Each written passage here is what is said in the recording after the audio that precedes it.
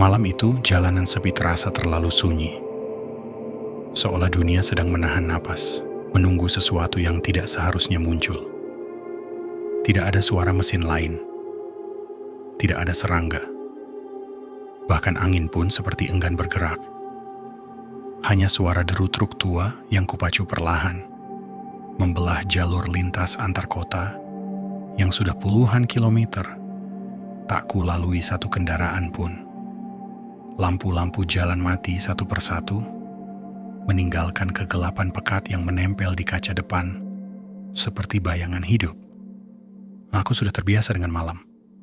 Bertahun-tahun menjadi supir truk membuat gelap bukan lagi musuh, tapi malam itu berbeda. Ada rasa ditekan, seperti dada diikat oleh sesuatu yang tak terlihat. Seolah ada mata yang mengintai dari balik pepohonan, mengikuti setiap putaran roda. Aku menurunkan kaca jendela sedikit. Udara dingin langsung menyusup, membawa bau tanah basah yang aneh. Bukan seperti habis hujan, tapi seperti bau liang yang baru dibuka. Aku menelan ludah. Tanganku mencengkeram setir lebih erat. Di kejauhan, lampu rem mendadak berkedip. Padahal di depan tak ada kendaraan. Aku mengerem refleks. Jantungku berdentum keras, menghantam rusuk dari dalam. Beberapa detik berlalu, tidak terjadi apa-apa. Lalu, hening. Dari kaca spion samping, aku melihat sesuatu berdiri di tepi jalan. Sosok manusia, diam, tegak, tak bergerak sedikit pun. Pakaiannya lusuh, warnanya seperti tercuci berkali-kali oleh malam. Wajahnya tertunduk, tertutup bayangan. Tangannya terangkat perlahan, memberi isyarat meminta tumpangan. Logikaku berteriak untuk terus jalan. Tapi entah kenapa, kakiku justru menginjak rem. Truk berhenti dengan erangan panjang, seperti makhluk tua yang dipaksa bangun dari tidur. Saat itu, dadaku terasa semakin sempit. Ada bisikan halus di telinga, bukan suara, tapi perasaan. Jangan lihat terlalu lama. Aku menoleh kembali ke sosok itu. Dan saat itulah aku sadar, bayangannya tidak menyentuh tanah. Suara angin sedikit mereda, digantikan suara mesin mobil yang stres dan roda yang berputar di lumpur. Suara ini lalu berhenti, dan yang tersisa hanya desah nafas terengah si karakter utama. Narator. Suara lebih intim, seolah bercerita di samping api unggun. Namaku Bayu. Waktu itu aku seorang guide tour freelance. Aku yang seharusnya tahu setiap jalur, setiap lika-liku Bromo seperti belakang tanganku sendiri. Itulah kesombonganku. Kepercayaan diri buta bahwa alam adalah teman. Malam itu, aku mengantar seorang klien fotografer dari luar kota yang ingin menembak Milky Way dari sudut rahasia. Sebuah tebing kecil di tepi kaldera, jauh dari keramaian penanjakan. Klienku sudah turun di homestay-nya sore itu. Tapi aku dipicu oleh gairah menjelajah yang bodoh, memutuskan untuk menyisir jalur alternatif sendirian. Sebagai persiapan untuk trip besok, kataku pada diri sendiri, kebohongan pertama dari banyak kebohongan malam itu. Mobil pickup tua yang kusewa itu akhirnya menyerah di sebuah lereng yang basah oleh kabut dan embun beku. Lampu depannya hanya menembus kabut kuning pekat, menyinari dinding-dinding pohon cemara yang tampak seperti barisan penjaga kurus dan hitam. Aku turun. Udara menusuk tulang. Bukan dingin biasa, tapi dingin yang lembab, menggigit, berbau tanah basah, belerang jauh, dan sesuatu yang manis. Sangat manis dan busuk, seperti daging buah yang jatuh dan membusuk di antara lumut. Suara. Itulah hal pertama yang kusadari ketika mesin mobilku mati. Bukan kesunyian, tapi sebuah orkestra kehidupan malam yang asing. Jangkrik? Bukan. Ini seperti bunyi krik. Krik yang lebih berat, lebih pelan.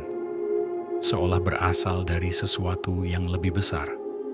Kadang diselingi lolongan anjing hutan yang terdistorsi, seperti terpotong-potong oleh angin. Dan dari kejauhan, di suatu tempat jauh di bawah, Di dasar kaldera yang gelap, ada gemuruh rendah. Bukan gemuruh gunung, tapi gemuruh yang seperti nafas. Aku berdiri di sana, diterangi cahaya bulan purnama yang sesekali tersibak kabut. Bayanganku memanjang, seperti sosok kurus yang hendak lari. Di sekelilingku, hutan itu bernapas. Batang-batang pohon tampak berdenyut dalam cahaya remang. Dan aku, Bayu si guide, yang tahu segalanya. Untuk pertama kalinya dalam hidupku, merasa seperti seekor serangga yang terjebak di dalam kotak kaca raksasa. Sebuah kotak kaca yang sedang diamati. Suara sesuatu yang besar mematahkan ranting di kejauhan sangat jelas. Jeda. Dan pengamat itu baru saja memberikan tanda. Suara semakin rendah, tempo sedikit lebih cepat, menegangkan. Aku membeku. Patahan ranting itu terlalu jelas, terlalu dekat. Itu bukan binatang kecil. Itu sesuatu yang punya berat. Hatiku berdegup kencang, sampai-sampai kupikir bisa kudengar. Aku berbalik. Lampu senter di tanganku. Sebuah ek LED 1000 lumen yang kubanggakan. Menyapu tajam ke arah sumber suara. Sinar putih itu membelah kabut, menerangi semak-semak pakis yang basah, batang-batang cemara yang berkerak lumut, dan tidak ada apa-apa. Hanya bayangan yang menari. Tapi baunya, oh Tuhan, baunya menjadi lebih kuat. Busuk manis itu kini bercampur dengan aroma belerang yang menyengat, seperti kawah yang terlalu dekat. Aku menelan ludah, mulutku terasa kering. Ini hanya sugesti, bisikku pada diri sendiri. Bromo penuh dengan suara aneh. Dengan tangan gemetar, aku mencoba hidupkan mobil. Mesin hanya merintih, berputar-putar lemas. Baterai mungkin terkuras. Aku terkunci di sini. Ponselku tidak ada sinyal. Hanya ikon segitiga merah yang mengejek. Aku memutuskan untuk tetap di dalam mobil. Itu adalah bentengku. Kugulung jendela, kukunci semua pintu. Dalam keheningan kabin yang pengap, aku mendengar suara pertama, yang benar-benar tidak bisa kusangkal. Tap, tap, tap. Seperti kuku yang panjang dan keras mengetuk lembut pada kaca belakang. Perlahan, teratur. 1, 2, 3, jeda. Lalu ulang. Kutatap kaca spion. Hanya kegelapan pekat. Lalu di tepian kaca muncul sebuah bentuk. Bukan bayangan, tapi sebuah wajah. Bukan wajah manusia. Itu terlalu pucat, terlalu panjang. Matanya atau lubang tempat matanya seharusnya hitam legam. Itu hanya menempel di kaca, diam, seolah sedang mengamati isi akuarium.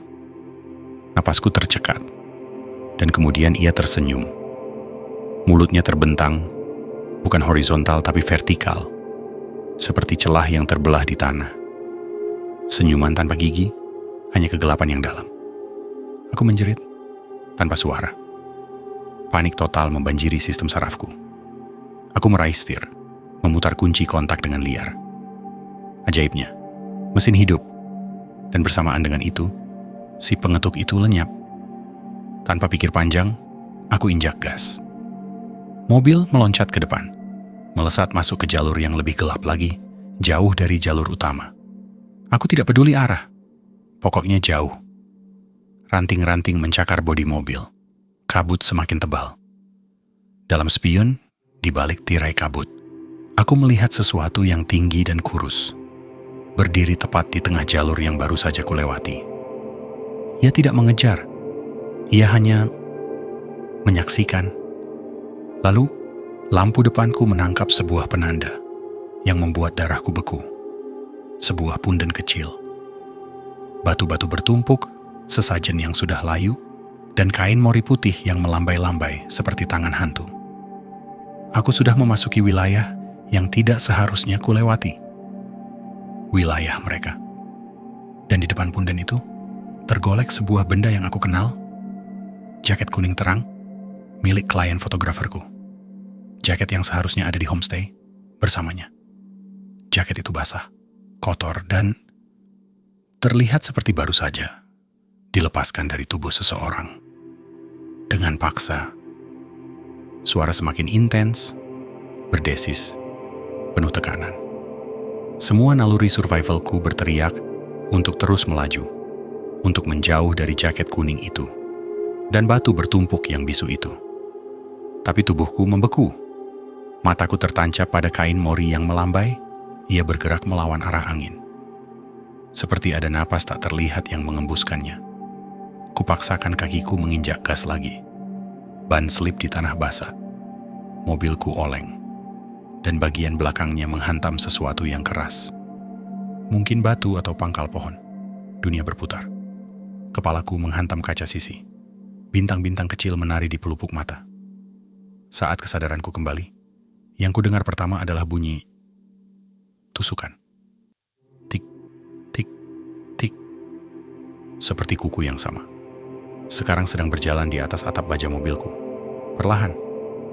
Dari pinggir kanan. Menyeberang ke tengah. Lalu berhenti tepat di atas kepalaku. Aku tak bisa bernapas. Aku menatap langit-langit mobil. Mengharapkannya tidak melengkung. Tidak penyok. Tik, tik, tik. Ia bergerak lagi sekarang ke arah kaca depan. Dari posisiku yang miring, aku bisa melihatnya turun. Ia merayap ke bawah seperti laba-laba, tapi dengan proporsi yang salah. Tubuhnya terlalu panjang, terlalu lentur untuk sesuatu yang bipedal. Kulitnya bukan pucat, tapi seperti abu kayu yang lembab, penuh dengan retakan-retakan halus, seperti tanah kering. Ia memutar kepalanya, sudut yang tidak mungkin bagi leher manusia, dan menatapku melalui kaca depan. Wajahnya kosong. Tidak ada mata, tidak ada hidung, hanya celah vertikal. Yang tadi kukira mulut itu, yang sekarang menganga lebih lebar. Dari dalamnya, keluar suara. Bukan bahasa, bukan teriakan, tapi gemerisik. Seperti ribuan serangga bersayap kering bergesekan, membentuk sebuah pola yang hampir seperti tawa. Lalu, ia mengangkat satu tangannya. Jari-jarinya kurus dan berkuku hitam, terlalu banyak ruasnya. Dengan gerakan yang sangat pelan dan penuh niat, ia mulai menggaruk kaca depan. Krek, krek, krek. Suara logam pada kaca. Bukan untuk memecahkannya, tapi seperti menggambar. Garis-garis putih muncul di kaca yang berkabut. Ia menggambar sebuah simbol. Sebuah lingkaran dengan garis-garis berpusar di dalamnya. Seperti mata angin yang patah. Atau seperti pusaran. Aku merasakan tekanan di telingaku. Seperti penyelam yang terlalu dalam. Suara gemuruh dari dasar kaldera tadi kini terdengar jelas. Berdenyut seirama dengan garisannya. Udara di dalam mobil berubah. Jadi pengap, berat, berbau belerang, dan daging busuk yang memualkan. Dan kemudian, hal terburuk terjadi. Ia berhenti menggaruk. Ia menempelkan wajahnya, persis di tengah simbol itu. Celah vertikalnya bergetar. Dan dari dalam mobilku, dari speaker radio yang mati, keluar suara yang parau. Terdengar seperti diseret dari dasar sumur. B-A-Y-U. Ia tahu namaku, ia memanggilku, dan pintu mobil di sampingku. Klik. Kuncinya terbuka dengan sendirinya. Suara bergetar, seolah baru melalui trauma, tempo tidak menentu. Klik, itu adalah suara paling mengerikan yang pernah kudengar. Lebih mengerikan dari gemerisik suaranya, lebih mengerikan dari garukannya. Itu adalah undangan. Sebuah izin untuk masuk yang diberikan oleh mobilku sendiri. Aku tidak berpikir. Insting menguasai. Aku membanting tubuhku ke arah pintu pengemudi yang masih terkunci dan dengan sekuat tenaga mendorongnya terbuka. Aku terjatuh ke lumpur yang dingin menusuk. Napasku tersedak. Aku merangkak, bangkit, dan berlari. Aku tidak peduli arah. Aku hanya berlari meninggalkan mobil, meninggalkan simbol di kaca, meninggalkan dia. Kudengar suara decitan panjang dari belakang, seperti logam yang dipuntir. Tapi aku tidak berani menengok. Kaki-kakiku terbakar. Paru-paruku seperti robek. Kabut menyelimuti, membuat batang pohon terlihat seperti sosok-sosok yang siap mencekik. Aku tersandung, jatuh, bangkit lagi. Tanganku mengulur, mencari pegangan, dan menyentuh sesuatu yang licin dan keras. Batu. Sebuah dinding batu. Dengan panik, kuraba sekelilingnya. Sebuah celah. Sebuah gua kecil. Lubang di tebing. Apapun itu adalah tempat persembunyian. Aku menyusup masuk, tubuhku tergores bebatuan tajam. Gelap.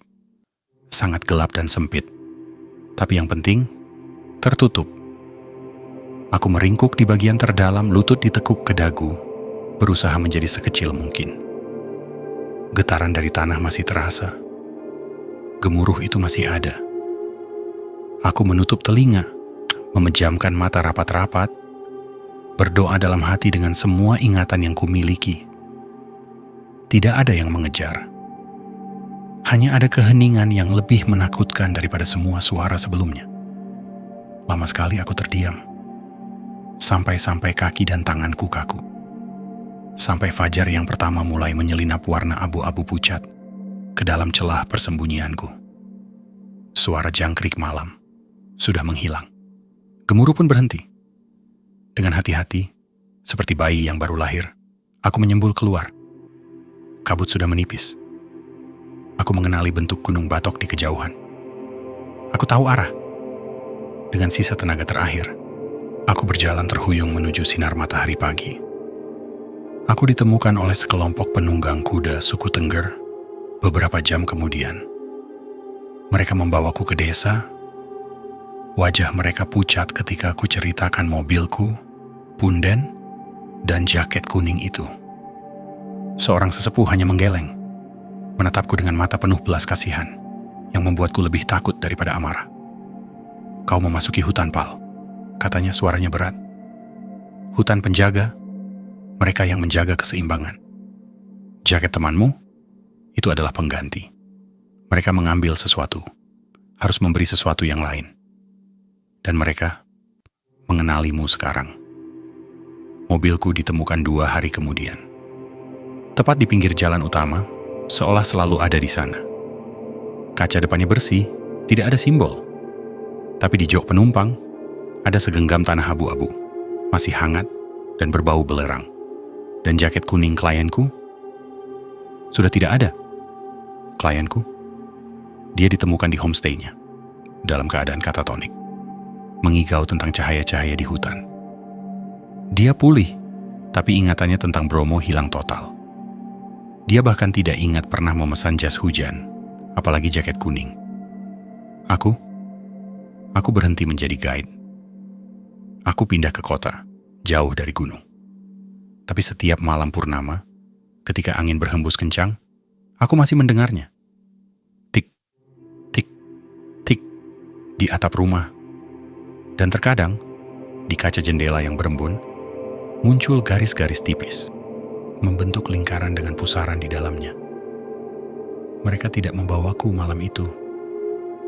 Mereka hanya memberi tanda, sebuah tanda kepemilikan. Dan suatu malam nanti ketika waktunya tiba, mereka akan datang untuk mengklaim apa yang sudah mereka kenali.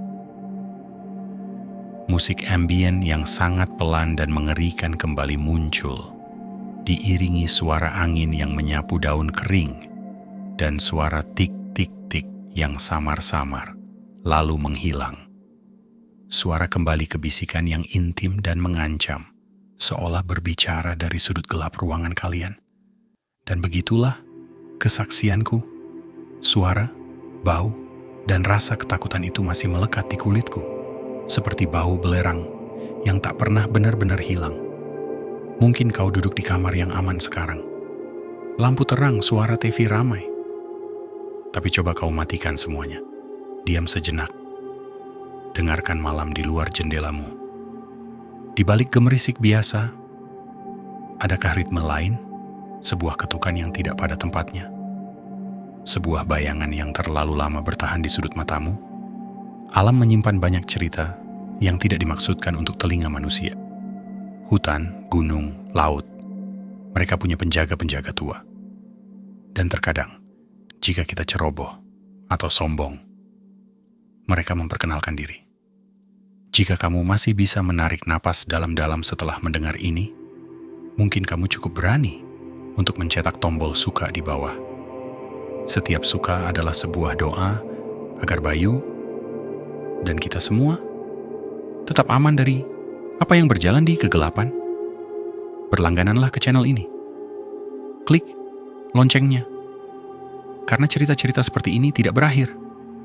Mereka menunggu di hutan-hutan terpencil, di bangunan-bangunan yang terlupakan, di sudut-sudut gelap sejarah kita. Aku akan membawa kamu lebih dalam lagi. Tapi ingat, kadang mendengarkan sebuah cerita bisa membuat mereka mendengar kamu kembali.